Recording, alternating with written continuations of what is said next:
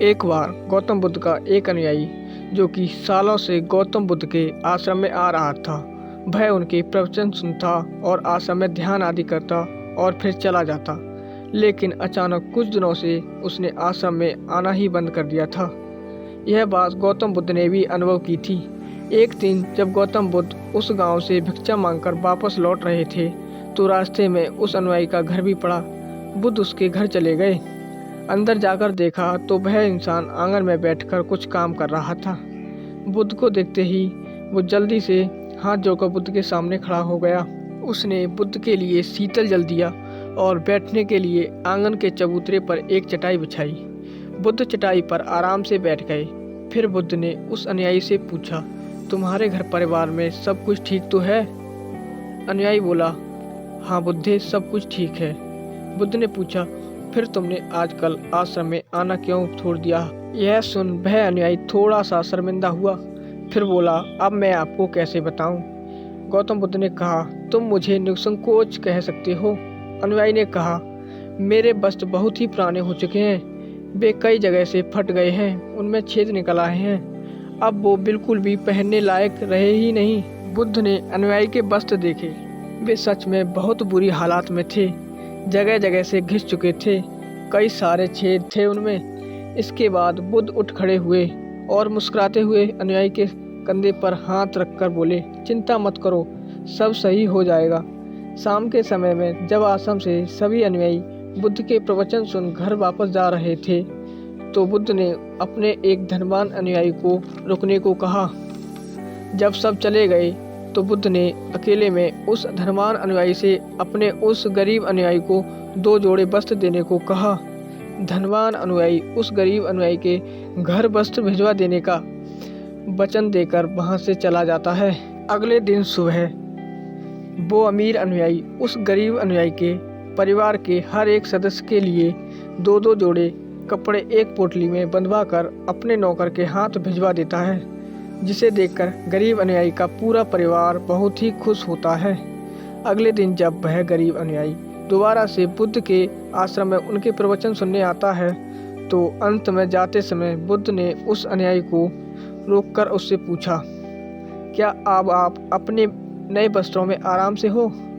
तुम्हें और तो कुछ नहीं चाहिए? अनुयायी ने कहा, पहले तो आपका बहुत बहुत आभार बनते, मैं इन कपड़ों में बिल्कुल आराम से हूँ और मुझे अब कुछ नहीं चाहिए। बुद्ध ने आगे पूछा, जब तुम्हें नए वस्त्र प्राप्त हो चुके हैं तो तुमने पुराने वस्त्रों का क्या किया? अनुयायी ने कहा, हमारा परिवार अब से उन्हें बिस्तर में बिछाने का काम और ओढ़ने के काम में लेगा, अब हम उन्हें ओढ़ने की तरह उपयोग में लेंगे। बुद्ध ने कहा, फिर तुमने पुरानी ओढ़नी का क्या किया? अनुयायी ने कहा, बुद्ध, मैंने उन्हें अपने घर की खिड़कियों में लगा दिया है। बुद्ध ने कहा, तो क्या तुमने अपने पुराने पर्दे फेंक दिए? अनुयायी बोला, नहीं बनते, अब मैं उन पर्दों के छोटे छोटे टुकड़े करके उनका उपयोग रसोई में गर्म बर्तनों को उतारने और पकड़ने के लिए कर रहा हूँ। बुद्ध ने कहा, तो फिर तुमने रसोई के पुराने कपड़ों का क्या किया? अनुयायी ने कहा, अब मैं उनका उपयोग घर में पोंछा लगाने के लिए करूँगा। बुद्ध ने कहा, तो फिर तुम्हारे पुराने पोंछों का क्या हुआ?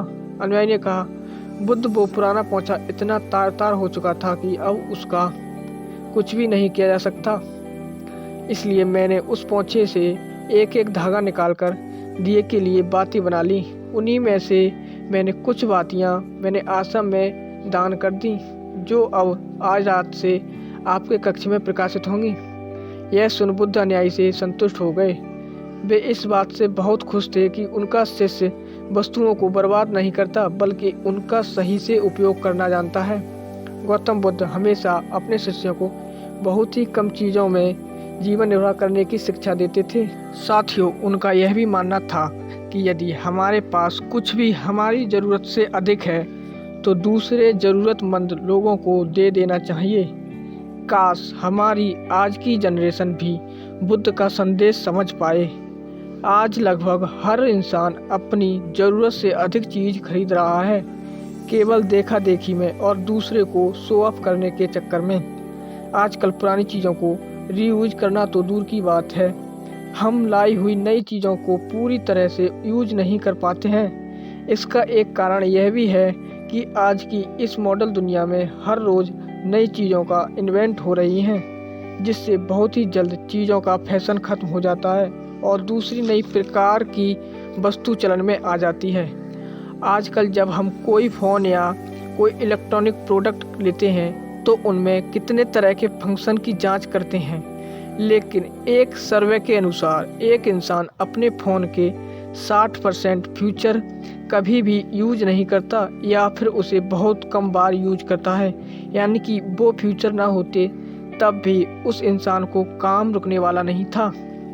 पर यह तो है मॉडल निर्मित चीज़ों की बात, लेकिन समझदारी से यूज करने की सबसे ज़्यादा ज़रूरत है तो हमारे प्राकृतिक संसाधनों जैसे पेट्रोल या नेचुरल गैस, कुछ बहुत ही महत्वपूर्ण चीज़ें जैसे पानी और बिजली हैं। आज जब प्राकृतिक संसाधन दिन प्रतिदिन खत्म होते जा रहे हैं तो ऐसे में हमें भी पूरा प्रयास करना चाहिए कि चीज़ें कम से कम बर्बाद करें और उन्हें छोटे छोटे प्रयासों से इस पृथ्वी को सुरक्षित बनाकर रखें।